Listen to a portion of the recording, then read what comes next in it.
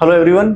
आज हमारे साथ है mister Kirti Jain, who is vice president of equity segment in बंधन म्यूचुअल फंड। उनका अब तक का 10 साल का इक्विटी मार्केट में एक्सपीरियंस रहा है। He started in Sundaram mutual fund, Canara HSBC life insurance as well, और पिछले 1 साल से वो बंधन म्यूचुअल फंड में है। उनकी एक खास बात यह है कि वो चार्टर्ड अकाउंटेंट भी है और कंपनी सेक्रेटरी भी है।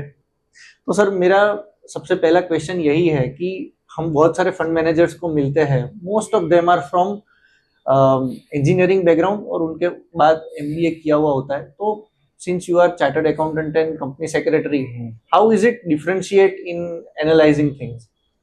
सो चार्टर्ड अकाउंटेंट होने के कारण अकाउंटिंग एस्पेक्ट्स एक हद तक पता होते हैं, कॉस्टिंग एस्पेक्ट्स एक हद तक कवर होते हैं, लीगल फ्रेमवर्क एंड कंप्लेंट्स का एक हद तक कवरेज हो जाता है, और analytics and financial management ratios, बहुत सारी चीजें लर्निंग में कवर हो जाती है। तो उसके कारण एनालिसिस या इन्वेस्टमेंट की डिसीजन मेकिंग में काफी रेगुलर बेसिस पे हेल्प हो जाती है। तो इन्वेस्टमेंट डिसीजन लेने में काफी काम आया एक्चुअली।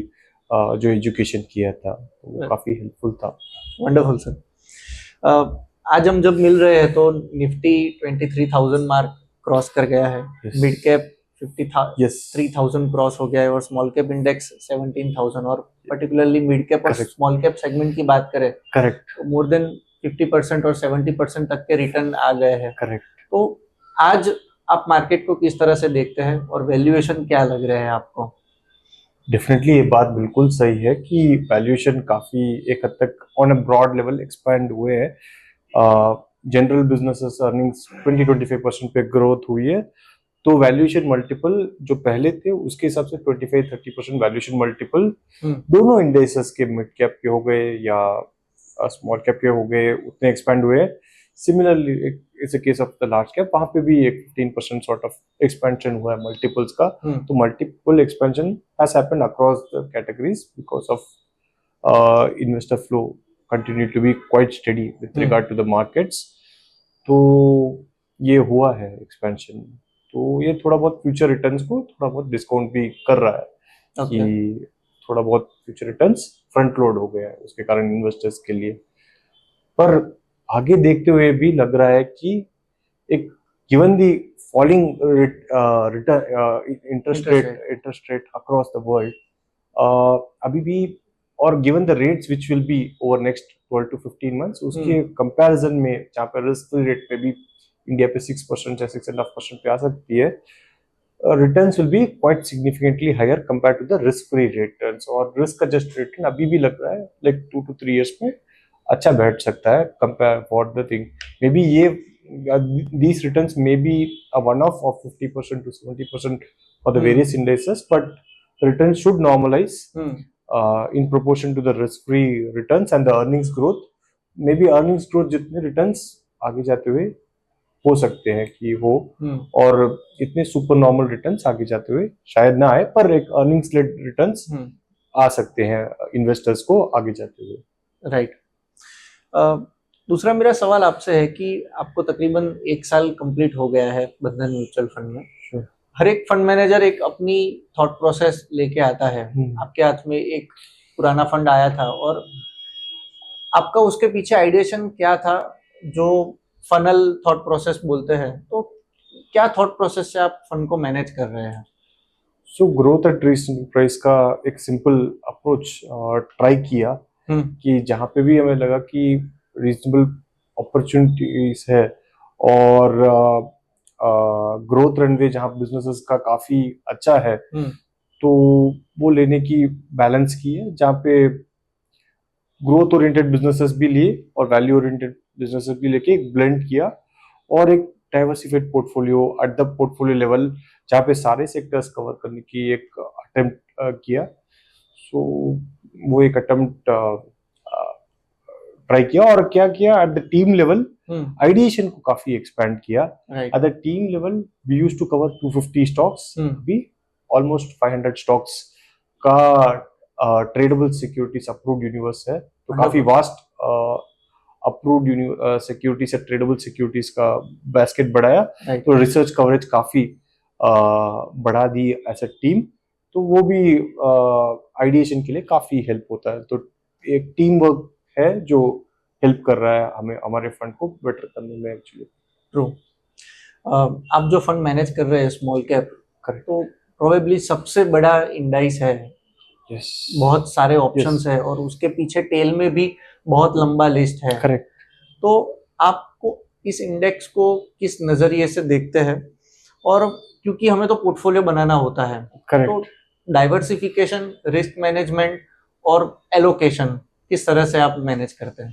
सो इंडिया में हमें लगता है कि काफी बिजनेसेस काफी इन्फ्लेक्शन पॉइंट में है, काफी अपॉर्चुनिटीज है across sectors, across the length and breadth of the companies, across different sectors. So just आपको एक नंबर देता हूँ,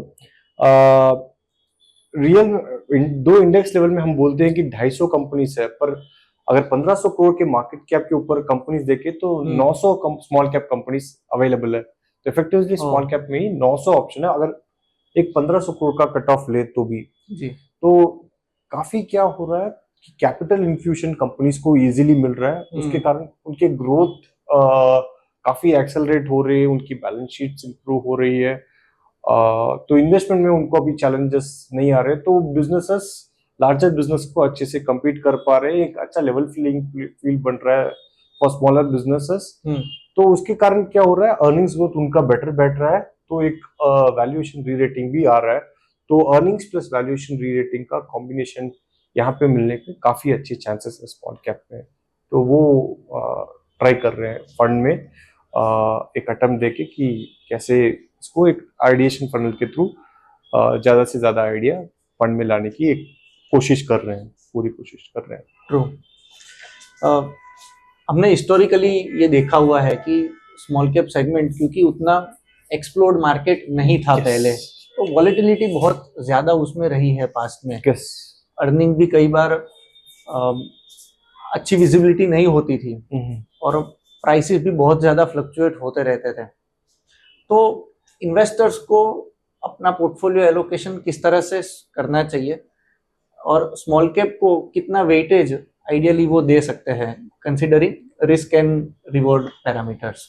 सो थोड़ी चीजें चेंज हुई है। पहले क्या स्मॉल कैप्स इंडिया में बहुत छोटे थे, in terms of earnings sales बहुत छोटे थे।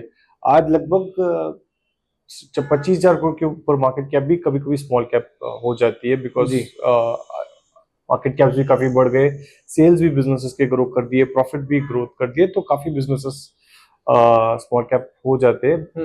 क्योंकि स्मॉल कैप इसलिए स्मॉल कैप नहीं है क्योंकि वो छोटे, बट वो नीश सेगमेंट में कभी कभी बड़े भी होते हैं, वो स्मॉल कैप में रहते हैं, क्योंकि वो इंडस्ट्री का प्रॉफिट पूल ही उतना ही रहता है कि वो स्मॉल कैप में रहते हैं।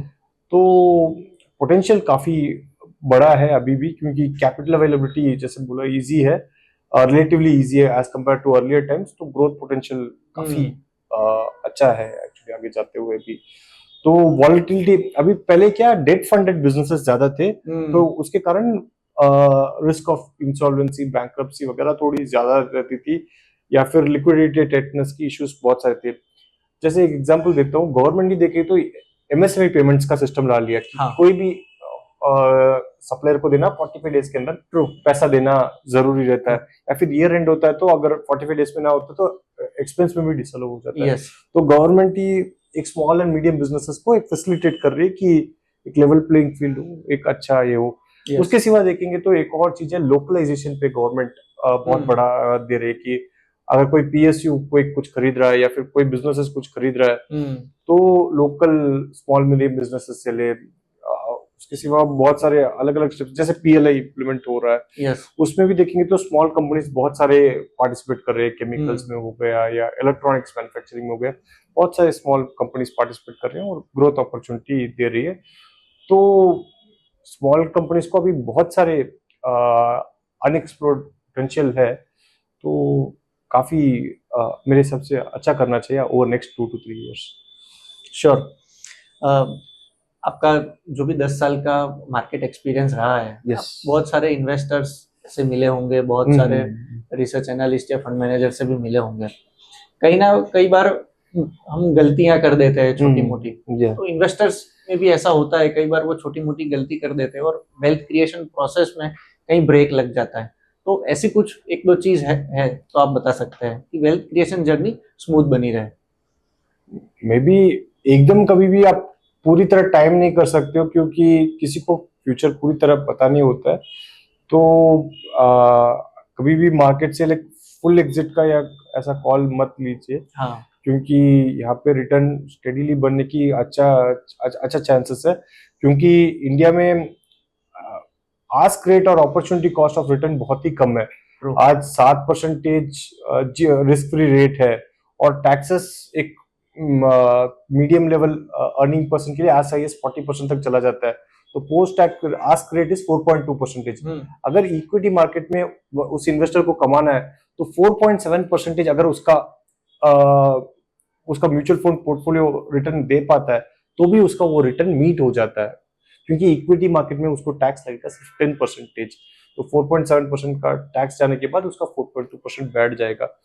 तो आपका रिस्क फ्री रिटर्न मीट करने का इजीली चांस है, और आपको रीजनेबल रिटर्न्स मिलने के भी अच्छे चांसेस है, क्योंकि गवर्नेंस साइड पे भी काफी लेजिस्लेशन टाइट किया हुआ है, जिससे कि इन्वेस्टर्स को काफी सेफ गार्ड्स है इक्विटी मार्केट में। और इंडिया में एक एंटरप्रेन्योरियल कल्चर हमेशा रहा है, जो कि इन्वेस्टर्स को अच्छे रिटर्न दे सकता है। और आज की तारीख में बहुत सारे मैनेजमेंट भी बहुत शेयर होल्डर फ्रेंडली या इन्वेस्टर फ्रेंडली है। उनको पता है कि अगर शेयर होल्डर के साथ रहेंगे तभी उनकी ग्रोथ प्रॉस्पेरिटी जुड़ी हुई है। तो इन्वेस्टर्स का इंटरेस्ट और मैनेजमेंट का इंटरेस्ट काफी अलाइंड है आज की तारीख में। और एक हद तक मार्केट या फिर ओवरऑल सिस्टम में एक हद तक क्लिंस हो गए, बिकॉज इंडिया में बहुत सारी चीजें ओवर लास्ट 10 years हुआ है, जैसे जीएसटी हुआ, LNFS हुआ, NBFC टाइटनिंग हुआ, उसमें काफी सारी कंपनीज फिल्टर आउट हो गई। जो भी सर्वाइव कर रहे हो, सर्वाइवल ऑफ द फिटेस्ट का एक हुआ है। जो कंपनी अभी बाकी है वो काफी फिट है, एक्चुअली यूनिवर्स ही काफी फिट है, जो कि लिस्टेड यूनिवर्स का, जो मुझे लगता है। तो इसके कारण मुझे लगता है कि अच्छा रिटर्न बैठना चाहिए। Thank you so much. आपने बहुत सारी चीजों पे हमें गाइडेंस दिया कि how to look at small cap, how ideation funnel works, आप किस तरह से पोर्टफोलियो मैनेज करते हैं, और इन्वेस्टर को स्मॉल कैप में किस तरह से मैनेज करना चाहिए। Thank you so much for your valuable insights. Thanks. Thank you.